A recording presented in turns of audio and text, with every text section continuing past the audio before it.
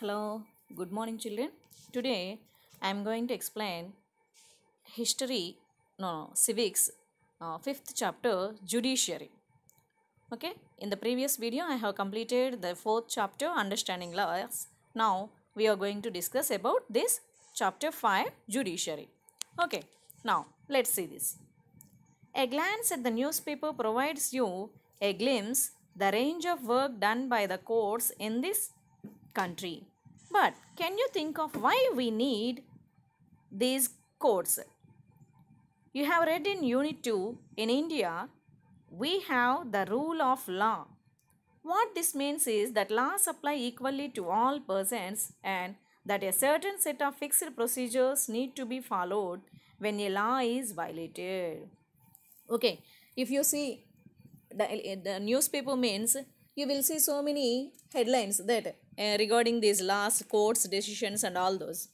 Why we need these courts? Is it necessary having courts? In the second unit you already learned that in our country, in India, we are having rule of law. Okay, rule of law means all the citizens are equal before the law and no one is above the law. What this means is that laws apply equally to all persons and that a certain set of fixed procedure need to be followed when a law is violated. So, these laws are apply equally to all persons and if anyone violates the law, then we can approach the court and a procedure will be there. To enforce this rule of law, we have a judicial system that consists of the mechanism of courts that a citizen can approach when a law is violated. So, to enforce this rule of law, we have a judicial system. Courts are there, police stations are there. Okay, through this system, we can approach the courts and if we have any law is violated. As an organ of the state, the judiciary plays a crucial role in the functioning of India's democracy. You know, already three organs are there: executive, judiciary and third one is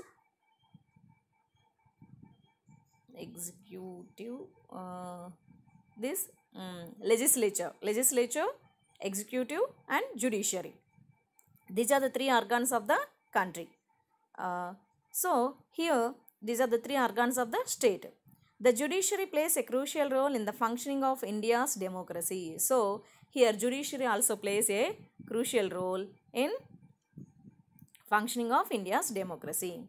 It can play this role only because it is independent. When a country is independent, then only country should be independent and at the same time judiciary also should be independent. Then only it can function properly. Now, in present situation you have seen, now judiciary is playing a key role because our CM, some others commented on judiciary that High Court justice, judges are saying, giving wrong statements, wrong judgments, like that they have commented and posted in social media. That's why what this court has done, they have filed a case on these people and they ordered them to stand in front of the court. What does an independent judiciary mean? Is there any connection between the court in your area and the Supreme Court in Delhi, in New Delhi? So, here they are asking the question, what is the meaning of independent judiciary? Is there any connection between the court in your area? See, in Tenali we are having court, yes or not? Taluka court. And then Supreme Court is there in New Delhi, you know. Is there any connection between them? Okay. In this chapter, you will find answers to these questions. So, these chapters answers you will learn in this chapter. Let's see. What is the role of the judiciary? What is the role of the judiciary? Courts take decisions on a very large number of issues. They can decide that no teacher can beat a student, or about the sharing of river waters between states, or they can punish people for particular crimes. So courts, they will take any decisions, so many decisions on different types of, you know already, here they have given example. They can decide that no teacher can beat a student. Students should not be punished.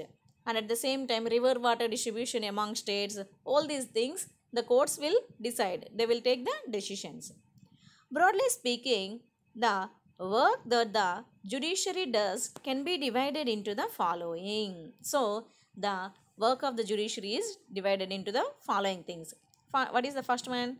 Dispute resolution. Dispute resolution. What is this thing? The judicial system provides a mechanism for resolving disputes between citizens and the government, between two state governments, and between the center and state governments. If anybody is quarreling, anybody have differences or disputes between two citizens and government, and two state governments. For Kaveri water, Tamil Nadu and Karnataka, they are fighting now. So like those state and matters, and central government and state government, all these disputes the judiciary can dissolve. That is the first thing. Next, second thing is judicial review. As the final interpreter of the constitution, the judiciary also has the power to strike down particular laws passed by the parliament if it believes that these are a violation of the basic structure of the constitution. This is called judicial review. Okay, as the final interpreter of the constitution, the judiciary also has the power to strike down particular laws. See, if assembly or some others, see, in the month of, I think, June or July, they have cancelled this Vidhan Parishad. Yes or not? So, what they have done? They have gone to court.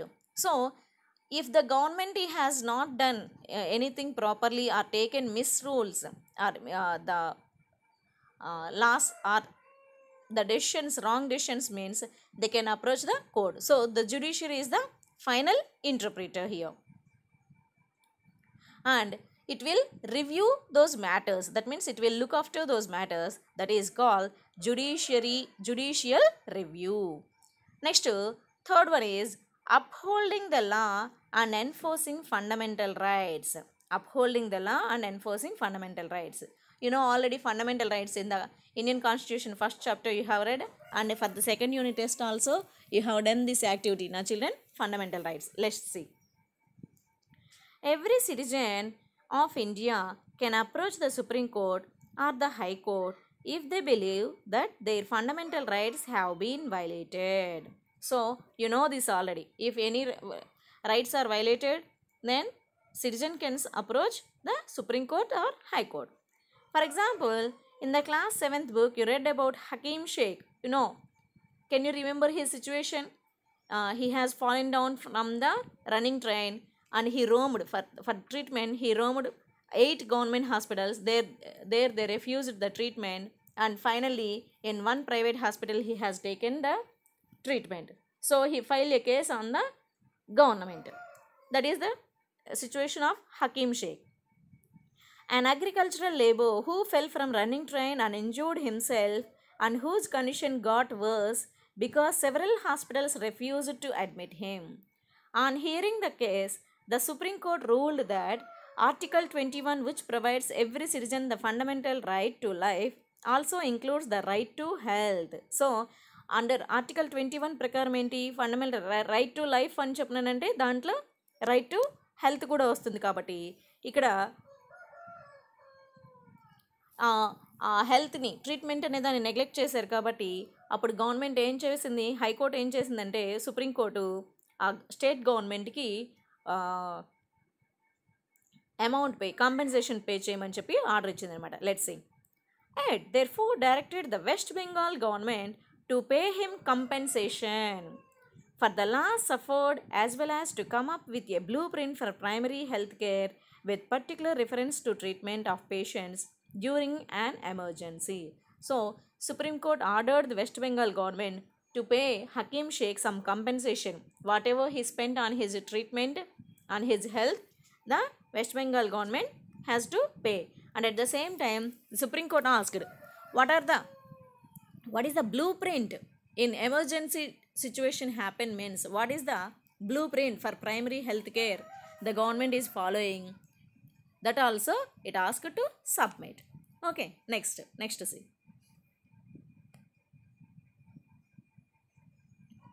What is an independent judiciary? What is an independent judiciary? Let's see. Imagine a situation in which a powerful politician encroached on land belonging to your family. See, you suppose for example you are having some land, and if a politician, if he has occupied, encroached means he has forcibly taking, okay, on the forcibly he has taken that land means what is your situation? You have to guess that. Within the judicial system, the politician has the power to appoint or dismiss a judge from his office.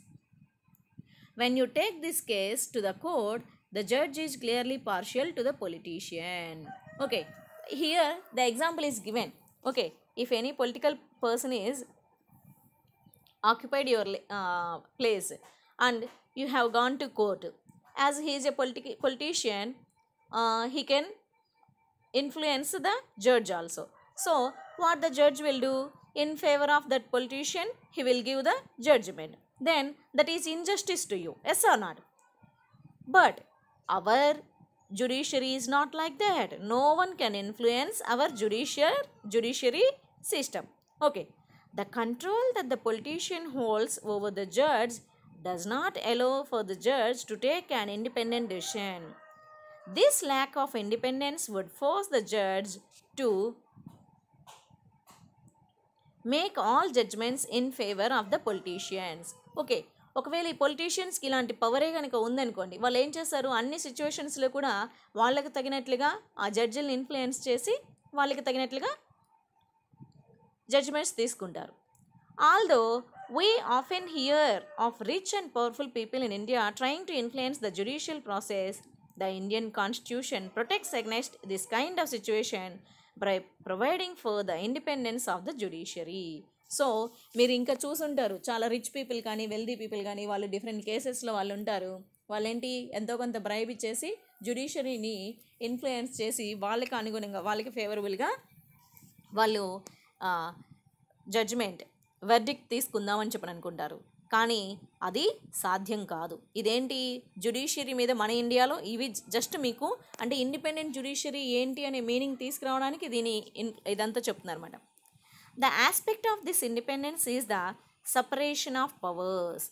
This, as you read in chapter 1, is a key feature of the constitution.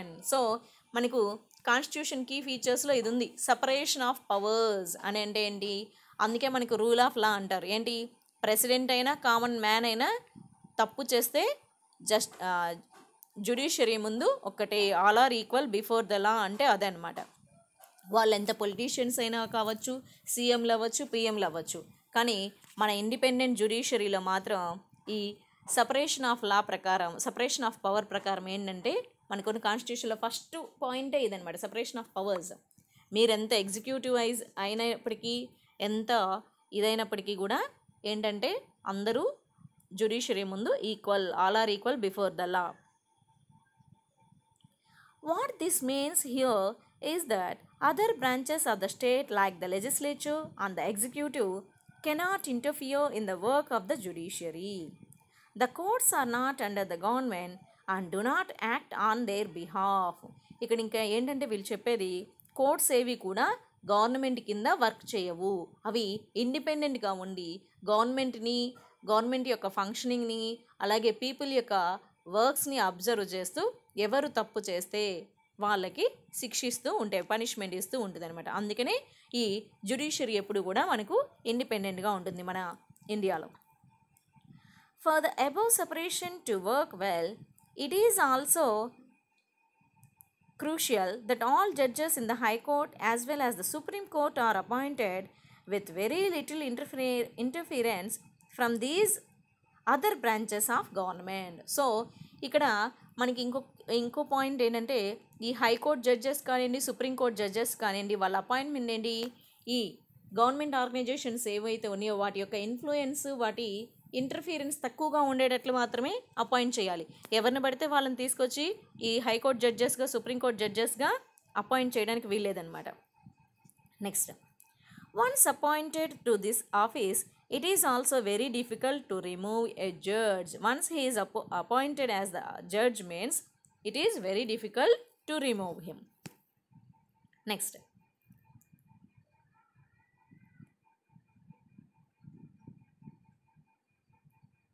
it is the independence of the judiciary that allows the courts to play a central role in ensuring that there is no misuse of power by the legislature and the executive.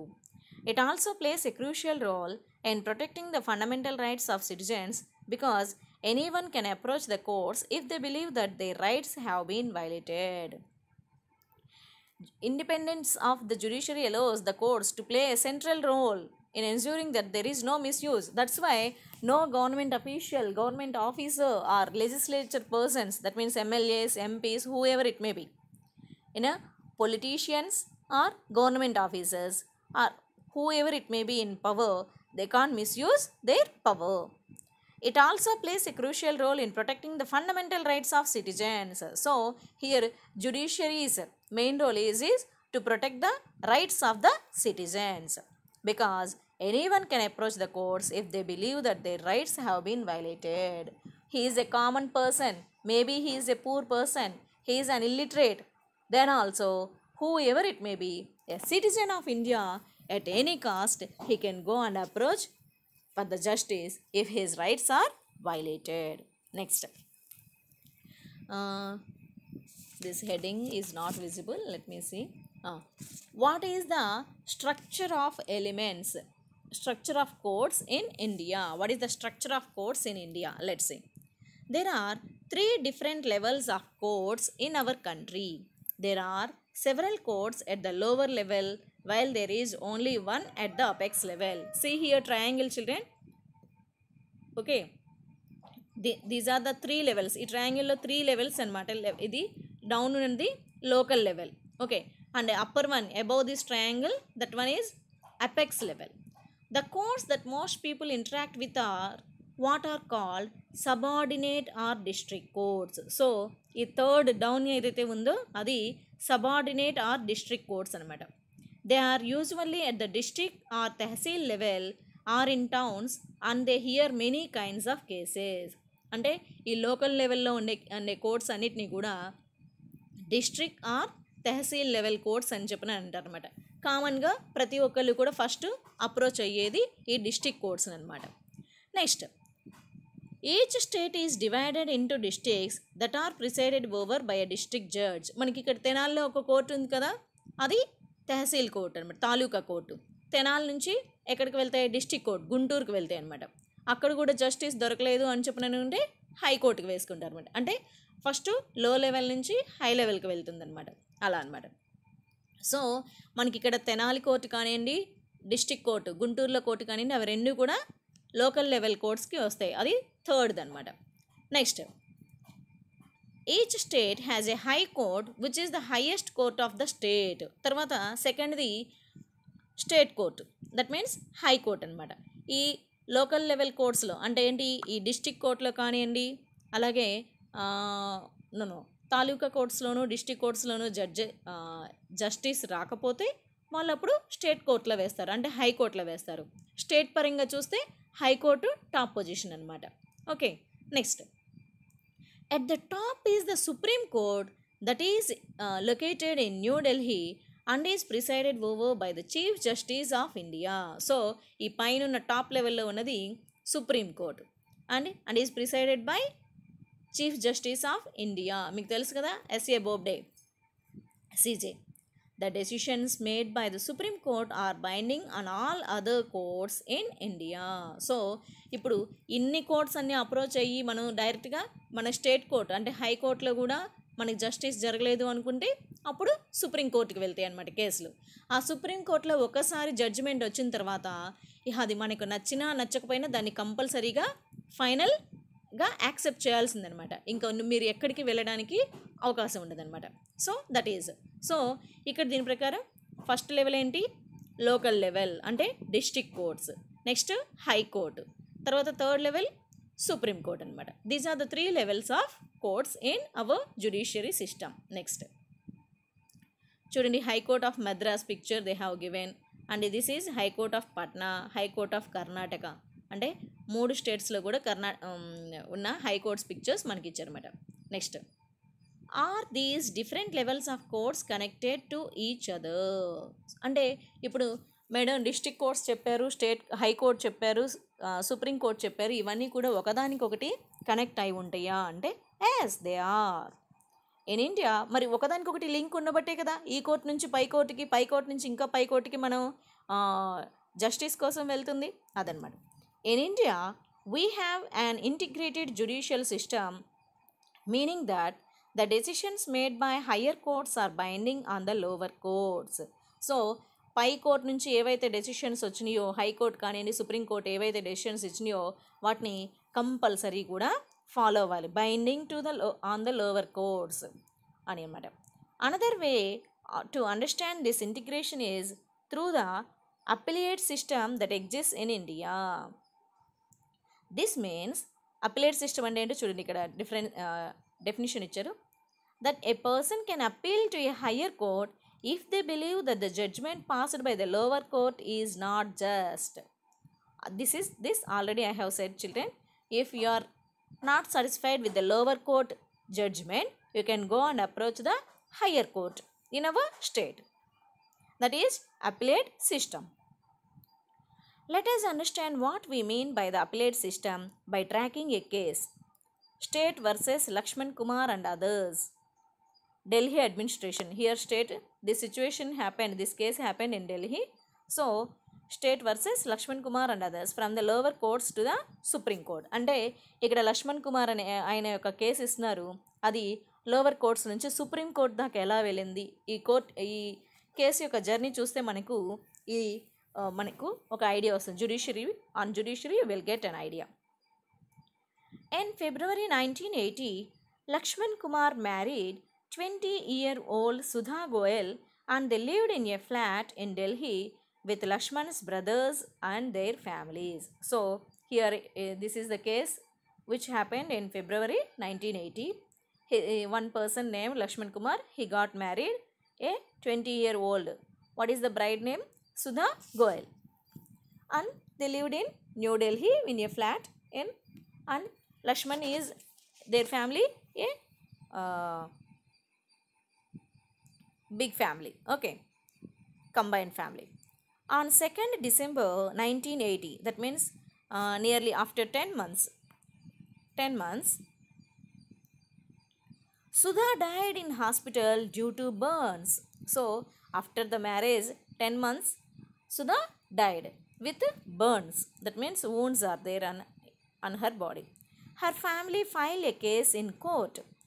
When this case was heard in the trial court, 4 of her neighbors were called in as witnesses.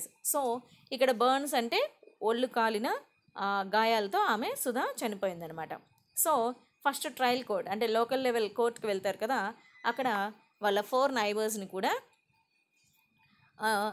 విట్నెసెస్గా పిలిచారనమాట.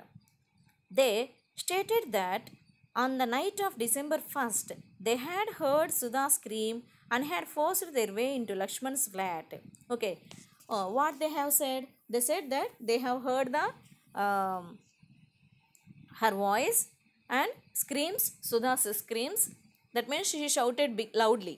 So when they heard her voice, all of them rush into Lakshman's house. There they saw Sudha standing with her saree in flames. They extinguished the fire by wrapping Sudha in a gunny bag and a blanket. So when these neighbors, they have entered the Lakshman Kumar's flat, they have seen that she is burning in the fire and immediately they stopped the fire with a gunny bag and a blanket. Sudha told them that her mother-in-law Shakuntala had poured kerosene oil on her and that her husband Lakshman had lit the fire. So Sudha she said that her mother-in-law Shakuntala, she has poured kerosene on her and husband Lakshman Kumar lit the fire. During the trial, members of Sudha's family and a neighbor stated that Sudha had been subjected to torture by her in-laws and that they were demanding more cash, a scooter and a fridge on the birth of the first child. So here they have said that they were asking for more money, more dowry. As a new baby also, when the new baby comes, by that time she has to bring more money and a scooter and a fridge from her family. As part of their defense, Lakshman and his mother stated that Sudha's sari had accidentally caught fire while she was heating milk. But what the Lakshman Kumar's family they were saying, when she is in the kitchen, unfortunately she lit the fire. Like that they said. On the basis of this and other evidence, the trial court convicted Lakshman, his mother Shakuntala, and his brother-in-law Subhash Chandra and sentenced all three of them to death. So, after hearing all the witnesses, the court has given the judgment that all these three people, that means Lakshman Kumar, Shakuntala and Lakshman's brothers, whoever it may be, those three of them were given to sentence to death. That is the judgment given by the lower court. In November 1983, the three accused went to the High Court to appeal against this verdict of the trial court. So, this happened in 1980 December. How much long it happened, we don't know. But in 1983, they have appealed to the High Court that they are innocent. The High Court, after hearing the arguments of all the lawyers, decided that Sudha had died due to an accidental fire caused by the kerosene stove. So, local court, it has given sentence to death. But here in High Court, what the High Court said after all hearing the judge lawyers' arguments, it said that all these three people who Lakshman, Shakuntala and Subhash Chandra were acquitted. They are innocent. That's why unexpectedly she caught fire. So we can't punish them like that, High Court said, and it acquitted. That means it left them freely. Okay, whom? Lakshman, Shakuntala and Subhash Chandra. You may remember the photo essay on the women's movement in your class 7th book. You read about how in the 1980s, women's groups across the country spoke out against dowry deaths. They protested against the failure of court to bring these cases to justice. The above High Court judgment deeply troubled women, and they held demonstrations and filed a separate appeal against this High Court decision in the Supreme Court through the Indian Federation of Women Lawyers. Already in 7th class book you have learnt women's movements for justice in 1980s and to bring safety on dowry deaths. And they have criticized the work of the courts also, and how many women were getting troubled, and how much harassment they are facing, like that. And this Women Lawyers Federation also, they appealed against the Supreme Court decision also. In 1985, the Supreme Court heard this appeal against the acquittal of Lakshman and the 2 members of his family. So, here, after High Court has given the judgment, Women's Lawyers Organization, they have filed a case against this Lakshman's family in the Supreme Court. They have questioned how a woman can die during the cooking time. It is not fair. High Court has not done the justice to Sudha. Like that, this women's organizations, lawyers organization, they have filed a case in Supreme Court. The Supreme Court heard the arguments of the lawyers and reached a decision that was different from that of the High Court. They found Lakshman and his mother guilty, but acquitted the brother-in-law Subhash because they did not have enough evidence against him. So, here already Sudha has given the statement that Shakuntala poured kerosene and Lakshman lit the fire. That's why Supreme Court has said that these two were the only the victims, and Subhash has no role in this death. That's why it acquitted Subhash. The Supreme Court decided to send the accused to prison for life. So the Supreme Court, what it is given? Complete jail. How long they will live? That much long they have to stay in jail. That is the punishment given to Lakshman and his mother. Okay. So see, first local court it gave death sentence. High court acquitted, leave them, that saying that innocent, and Supreme Court given lifelong imprisonment. So here three different judgments were given by three courts. Next, what happened and the situation we will see in the next class, children. I hope till now you understood the content. Thank you. Have a nice day.